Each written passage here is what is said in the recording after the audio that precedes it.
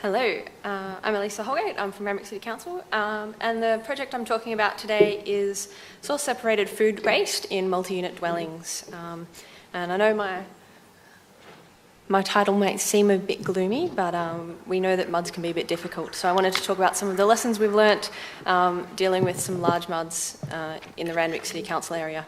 Now, Randwick's quite a dense area. Over half of all households live in some form of multi-unit dwelling, so we don't really get very much single unit dwelling.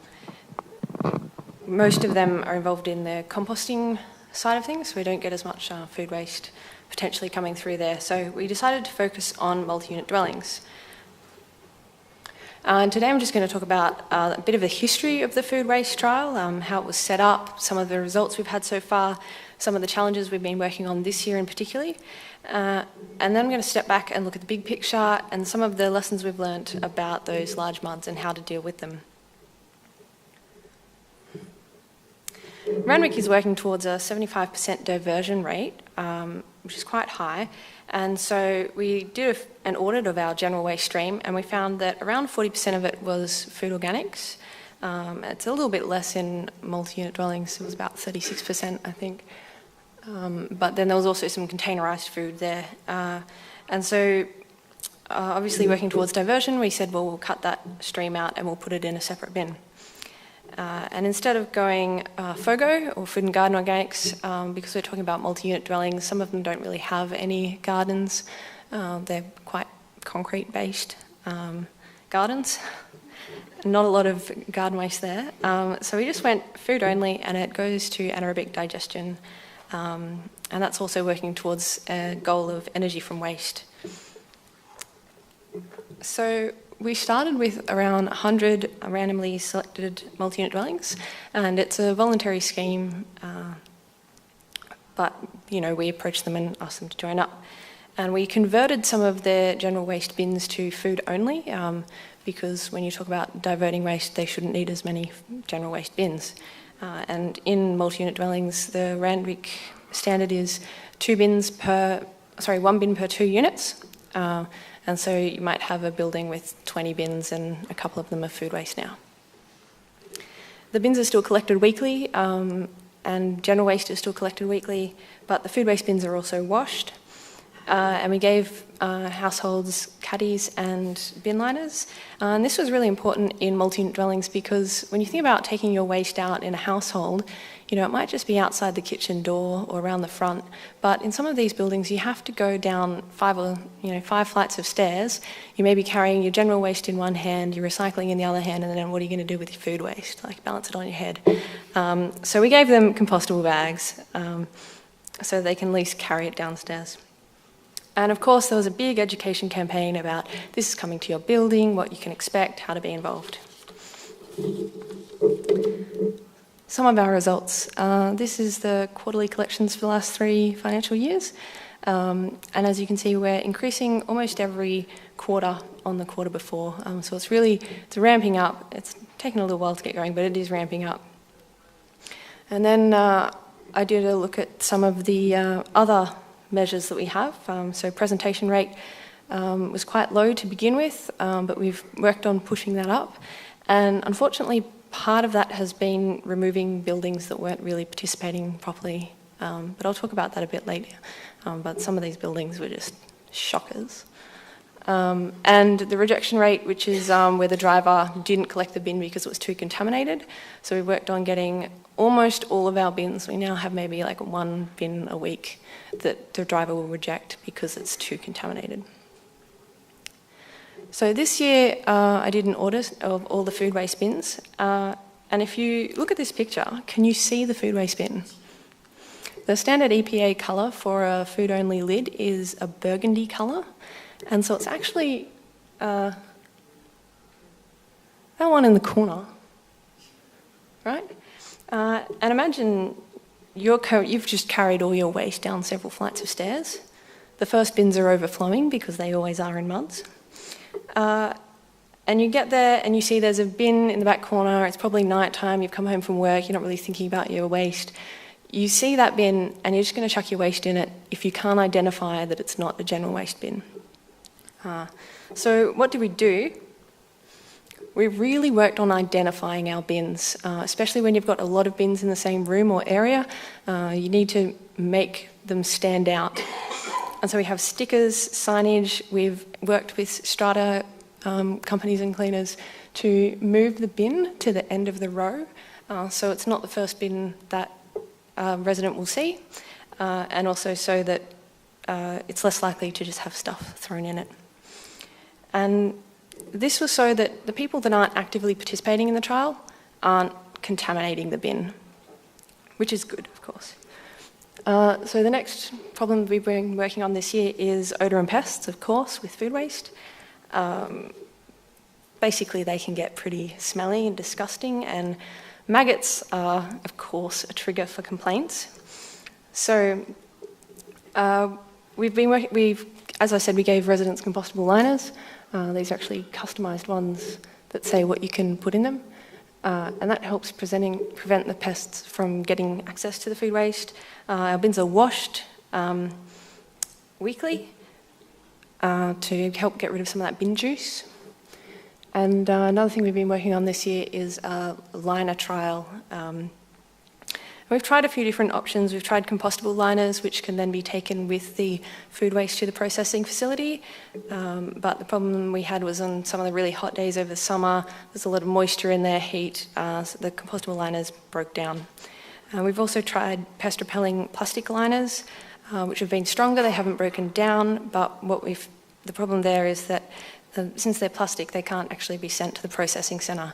So the truck would have to pick up the food waste, the bag would have to be tied onto the bin so it didn't go into the truck, and then the cleaner would have to manually replace the bag. And asking cleaners to do more work is also a tricky thing. So we're still working on this one. So now I'm going to step back and look at the big picture of how this trial's been going over 3 years and some of the main lessons we've learnt. And we had an audit done in 2014, and it's found that the majority of buildings are either very good or very bad. And in MUDs, I think this is probably more so than in SUDs. And some of our MUDs are pretty terrible. So I looked at what were the factors that caused some of these MUDs to really drop out of the food waste program. And so some of the factors were if you have really large buildings, so over 30, over 50 units, often they're on a really busy street, that can cause problems with waste collection trucks. They have other waste management problems, so some of these buildings had really contaminated recycling, they had a lot of dumping. They weren't managing waste and recycling and bulky waste, which is 3 streams, so when we put a 4th stream on them, it didn't work. Where there was a waste chute, that was quite a problem as well, because if someone can walk to the cupboard at the end of their corridor and drop their waste down, and you say, no, you have to go down 6 flights and hand put your rubbish in this particular one bin with stickers on it, that's the relative difference in effort does turn people off. So properties with waste chutes, we've had a bit more trouble there. Demographics, of course, we have the University of New South Wales in our area, and around there and along Anzac Parade towards Maroubra Junction, around Randwick Junction, there's a lot of students, there's a lot of rental turnover, and I'm talking about like 6 monthly turnover, and also culturally and linguistically diverse groups. So international students, but also residents that, you know, just have a different culture of dealing with their waste. And of course, you've got your heroes and villains in your property who either support you or try and do everything to make it stop. So this property here, I'm just going to talk about it. This is a large building on Anzac Parade. It was near the university. It had students moving in and out every 6 months and every year. And every time they moved in, of course, they'd go to IKEA, and so then the place would be chock full of IKEA boxes. So there was like no room in their recycling area. And every time they moved out, they dumped their furniture either in the room or they just left it in the apartment, and so the cleaner had to bring it downstairs. They weren't managing their own waste, basically, at all. They didn't know what the food trial was because they'd only just moved in 6 months ago. And so the food waste bin ended up sitting in the corner like this. The stickers were pulled off it. It was basically just being used as a general waste bin. And so when I came around and did my audit, I spoke to the strata managers and the building managers, and I said, look, it's not working. And they said, please take it away just so we don't have to, try and make this work on top of everything else we're working on. So that was a bad property. And they had a lot of those factors I talk about, but it's not necessarily that if you have these factors, the trial will fail. Some of our best buildings are very large buildings, but they tend to be the ones where there's less turnover, there's good management, there's a good community in the building. And so another building in Randwick Junction, which is just up the road from the other one, had about 30 units, had a tiny bin room, like 5 bins for 30 units, and then the rest were down in the back of the garage. But they have a great community there. And when I went and inspected them, I saw a sign and it said, contact us, not us council, contact us, the residents. And 3 residents had put their name and their unit number and said, come and talk to us if you need more compostable liners or you want to know about the food waste trial. And so that was really being championed in that building. So these factors aren't necessarily going to determine if if working with muds and food waste is going to work or not, but you need to look at them and maybe put a bit of extra work in there. So now on to the positive stuff. First of all, you've got to pick your battles. If a building just really isn't handling their recycling or their dumping, trying to get them to do something extra isn't going to work. So delay that. What we did with the property on Anzac Parade, what we did was we pulled them out of the food waste trial and we put them in a separate trial that we're running at Randwick City Council, which is specifically looking at these large multi-unit dwellings that can't handle their waste. They've got contamination, and we just worked on recycling, dumping, and that was it. The second thing is to set your trial up with a good structure. It needs to be easy for them to take their waste downstairs. They need to be able to see the bin, especially if you've got a building with a lot of bins. And of course, you need to work on your odour management. And finally, engagement, of course. How does it work? Why is it important? And all your stakeholders. And this is a bit different, again, to single unit dwellings, because in multi-unit dwellings, you have your residents, but then you also have the residential strata committee, and then you also probably have a strata management, and then there may be a building management, and then there may be several levels of cleaners. So there's a lot of different stakeholders for one building that you really have to get on side. And we've discovered cleaners are really important. They're the ones that move these bins around. They'll determine if the bin is put where it needs to be. They'll let you know if they need more compostable liner storage on site, or if their stickers have fallen off, anything like that. So you really need to get your cleaners on side. And of course, when you have turnover, your engagement needs to be constant. You need to be aware which areas are going to have people moving in and out and target them at the time when new people have just moved in. So earlier this year we just did a big mail out to lots of those properties near the university and near Maroubra Junction, where we knew that there would be people that have just moved in. They won't know what the food waste trial is, so we introduced it to them. And so where is Randwick at now? Of course, we're working on engaging all our stakeholders, and we want to get from where we are now, which is at least the food waste bin isn't contaminated, to everyone's participating, everyone in the building is on board, or at least 80-90% of them are actively participating. They see the value in it.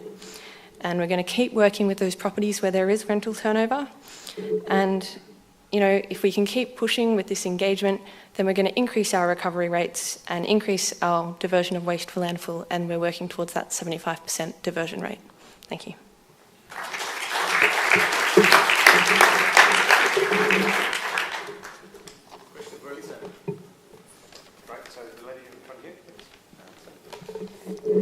Thank you. Diane Tierney, Shell Harbour City Council.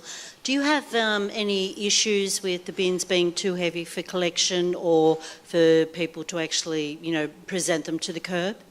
Yeah, definitely. And because what we did was we changed 2 40-litre bins over from general waste to food waste only, and because of the density of food waste, actually when it's about a quarter full, it's quite difficult to move.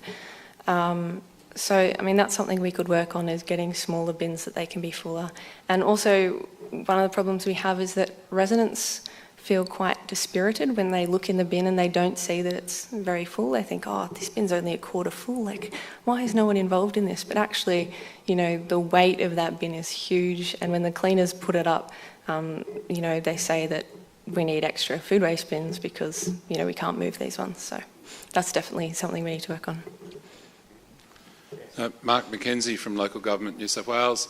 A question about data is just with recovery rates, the bins originally were in MUDs about 36% food waste. What proportion of that migrated during the trial of 100 buildings into the food waste system? Like, what proportion was being captured? Not enough.